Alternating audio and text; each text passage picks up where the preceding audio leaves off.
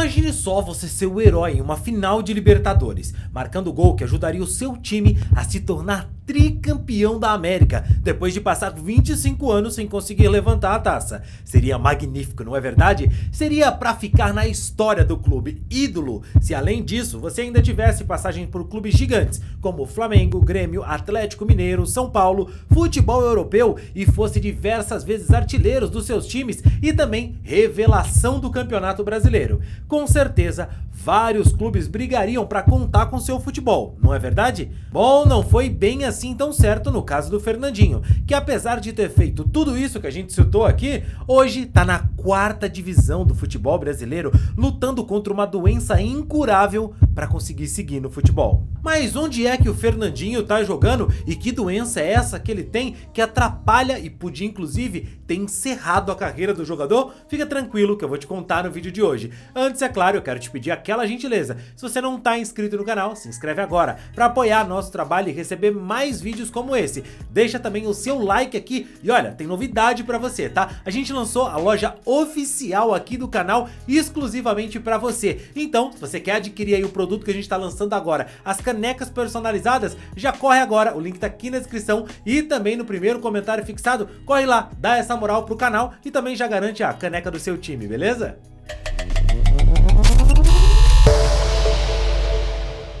Final da Libertadores, Lanús versus Grêmio. Clima tenso e o 0 a 0 no placar deixava a torcida tensa, por mais que fosse começo do jogo. O adversário pressionava e quando uma bola mal recuada na falha do zagueiro do Lanús sobrou para Fernandinho, ele partiu para cima, arrancando pelo campo todo. O Galvão gritava pedindo que ele tocasse a bola, mas Fernandinho não tocou para ninguém, foi lá e resolveu.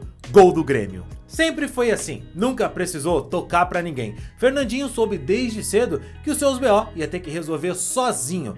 Papo sério. Luiz Fernando Pereira da Silva, mais conhecido como Fernandinho, nasceu em Santa Bárbara do Oeste, no interior de São Paulo, no dia 25 de novembro de 1985. Começou a carreira lá em 2004 e seguiu até 2006 no Central Esporte Clube, jogando a Série C de 2006 pelo Ferroviário e em 2007 ficou pouco tempo no Citizen, um time de Hong Kong, e depois partiu para o Barueri, onde acabou sendo um dos destaques do Brasileirão de 2009. Ao terminar o campeonato, inclusive, o Fernandinho foi eleito a revelação do Campeonato Brasileiro. E claro, depois desse começo avassalador, ele chamou a atenção de diversos clubes e foi contratado pelo São Paulo em 2010. Fez história quando no dia 27 de março de 2011 foi ele quem sofreu a falta que originou o 100º gol do goleiro artilheiro Rogério Ceni, justamente no estádio em que ele tanto brilhou, na Arena Barueri. Devido a essa façanha, poucos sabem, mas o Fernandinho foi presenteado pelo Rogério Ceni com a camisa do jogo, presente que o atacante guarda com carinho em um quadro até hoje na sua casa. Depois de uma boa passagem pelo São Paulo, o Fernandinho se transferiu para o Al Jazeera dos Emirados Árabes. Voltou ao Brasil no fim de 2013 para defender o Atlético Mineiro. Ele veio já visando a disputa do Mundial de Clubes e em 2014 deixou o Galo sendo contratado pelo Grêmio. Foi emprestado pelo Tricolor do Sul ao Hellas Verona da Itália e também teve uma passagem ao Flamengo por empréstimo junto ao Grêmio, mas retornou ao Tricolor e em 2017 foi campeão da Libertadores no gol que você viu a gente contando aqui no início desse vídeo. E o jogador, depois de ser tão importante pro Grêmio,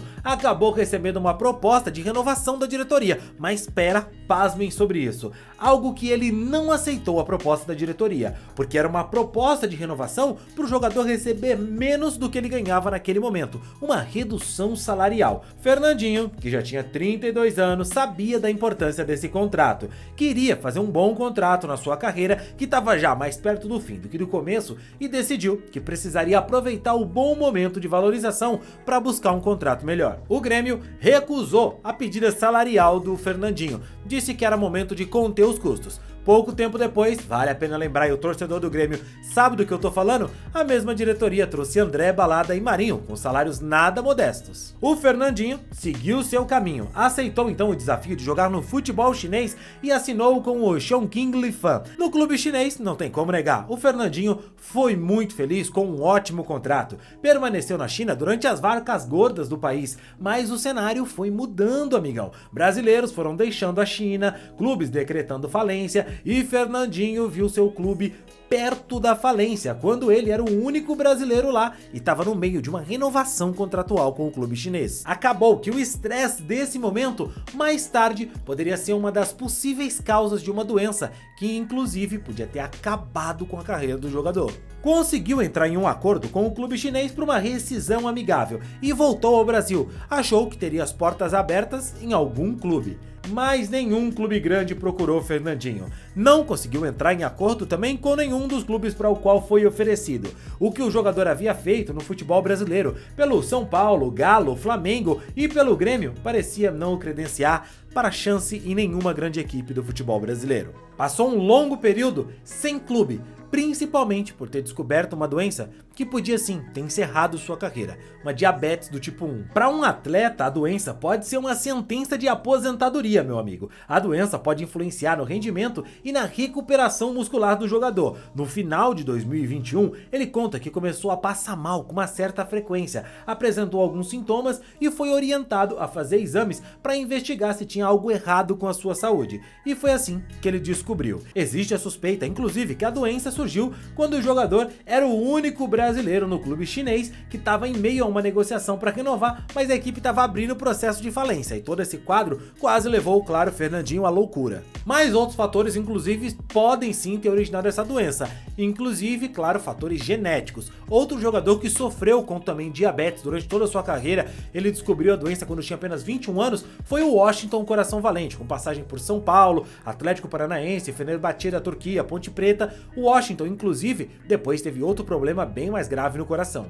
O Fernandinho bem podia ter desistido, mas resolveu insistir e lutar para continuar jogando. Recebeu a oportunidade de defender então o Retrô e jogar a 4ª divisão do Campeonato Brasileiro. E cara, adivinha só?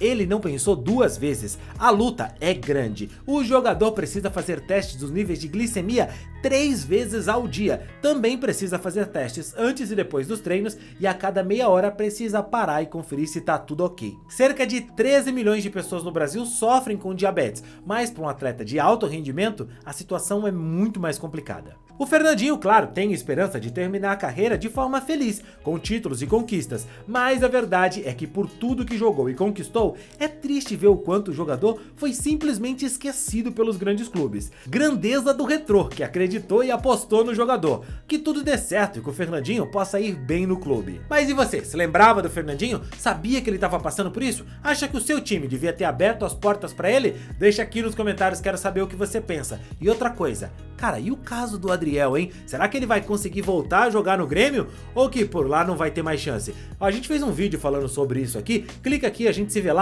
pra gente falar melhor sobre esse caso. Vamos lá. Adriel é bom goleiro. Vamos abrir aqui, vai. É goleiraço. Uma revelação daquelas do Grêmio. Mas todas as escolhas do goleiro recentemente podem ter acabado com uma página importante da sua carreira. E depois de tudo o que aconteceu, vai ser uma verdadeira surpresa se ele conseguir um dia voltar a vestir a camisa do Grêmio.